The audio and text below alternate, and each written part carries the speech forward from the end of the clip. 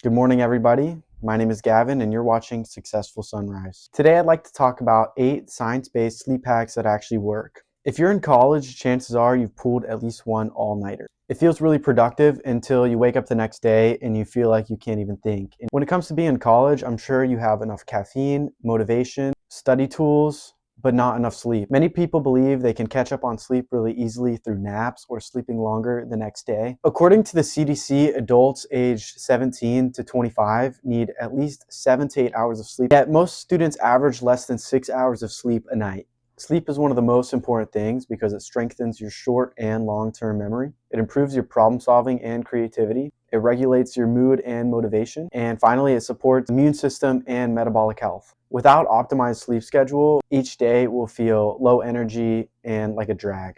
Luckily, I have 8 science-backed sleep tips for students.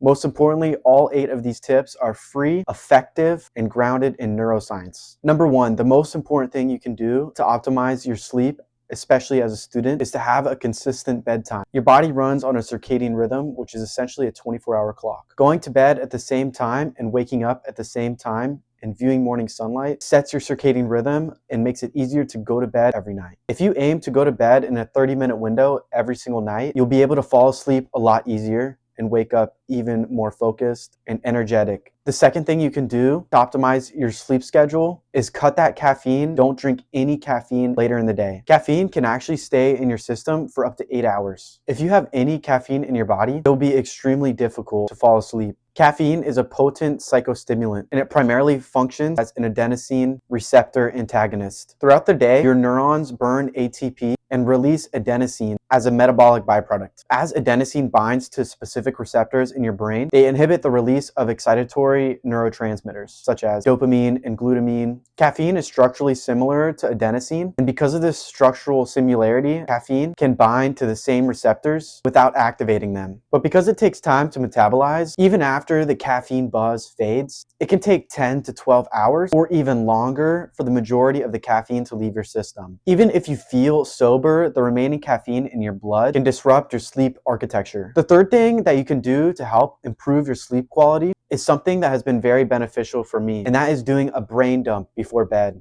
Racing thoughts when you're trying to go to sleep can be a student's worst nightmare. Before you go to bed, grab a journal and brain dump. That could be everything on your mind, your tasks, your worries, or even reminders. What I do before I go to bed is write down everything I did that day and keep it as a journal. Research shows that journaling can ease pre-sleep anxiety and reduce insomnia. The fourth thing that you can do to improve your sleep quality is what's called the 3-2-1 rule. 3 hours before you go to bed, don't have any food. Heavy meals before bed means that when you try to go to sleep, your body will be working to digest the food that you've eaten.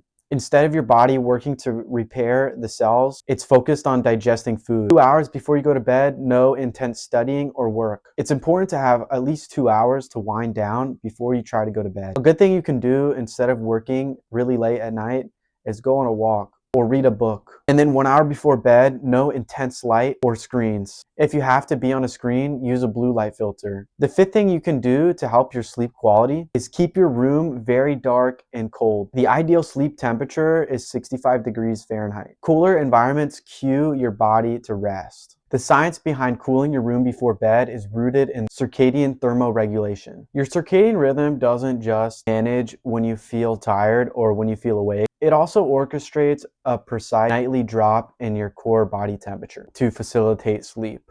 To initiate sleep, your body must drop its core temperature at least 1 to 2 degrees Fahrenheit. It essentially creates a thermal gradient between your skin and the room where the heat from your body can dissipate a lot easier into the surrounding environment. If you can't get your room that cold, one thing you can do is have heat exposure approximately 60 to 90 minutes before bed. This could be a warm bath, a sauna, going into the hot tub, or even just your shower. When you step out of the warm environment, the rapid dissipation of the heat can actually cause a more dramatic and rapid drop in core body temperature. Additionally, it's incredibly important to keep your room extremely dark when you're sleeping. This is because even low levels of light, such as a street lamp or a phone notification, can be detected through closed eyelids. The sixth thing you can do is specialized breathing techniques.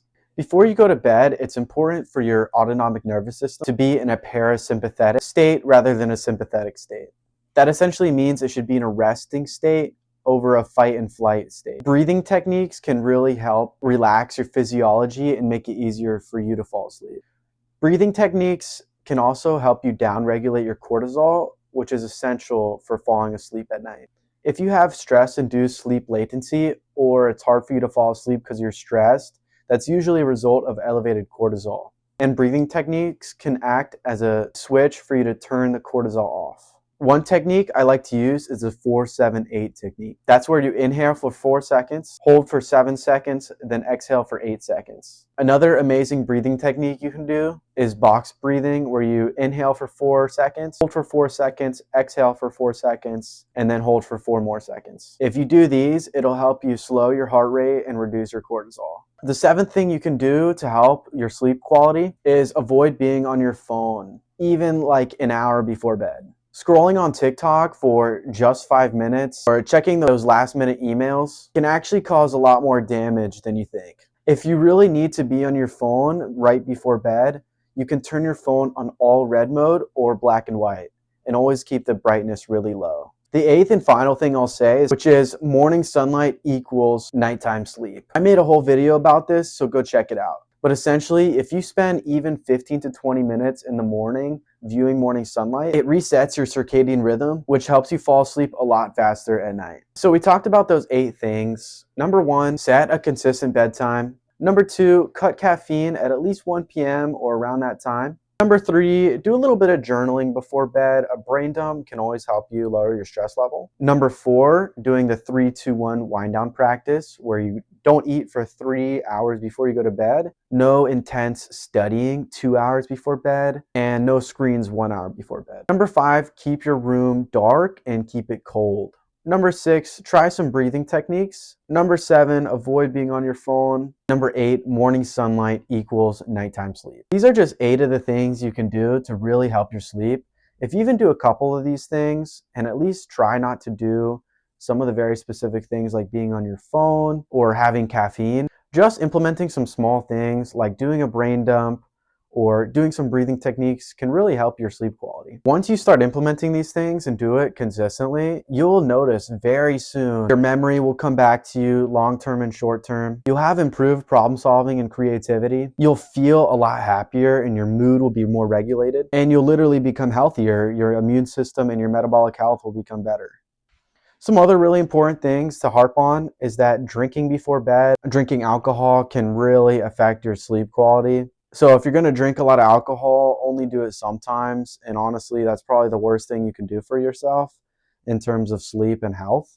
So if you really want to drink alcohol, the best thing you can do is start day drinking, because when you day drink and stop drinking at around 2 to 3 p.m., it's not going to impact your sleep quality as much. And really focusing on your sleep quality and sleep length and your circadian rhythm can have a plethora of amazing health benefits. And not just health benefits, but productivity benefits, focus benefits, everything benefits. I'm not suggesting anybody day drink. I don't want anybody to get the wrong idea.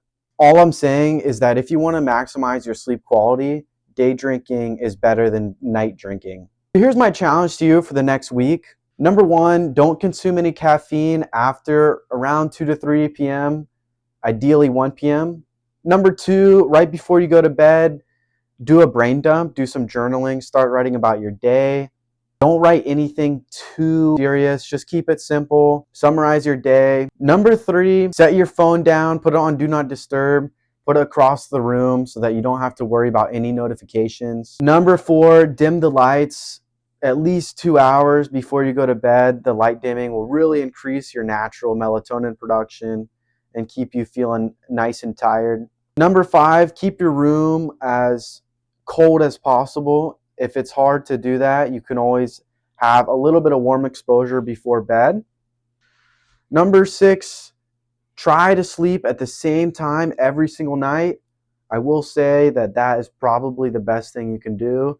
If you set your circadian rhythm, you're going to be set for life. Number 7, get morning sunlight every single morning as soon as you wake up. And number 8, if you're going to drink in the morning time, to be honest with you. If you want to maximize your sleep quality and you're really wanting to do that, if you're drinking at night, It's going to just mess up your whole sleep schedule. So if you really want to drink, start day drinking. You're going to have a lot better sleep. But anyways, that's all I have for you. My goal is to give you some actionable, simple, easy, and free tips and strategies that you can actually do to see a real benefit and impact. Drop a like and follow for more. If you have any questions, comments, or concerns, leave a comment and I'll answer every single one of them. But thanks for watching. My name is Gavin, and I'll see you in the next video.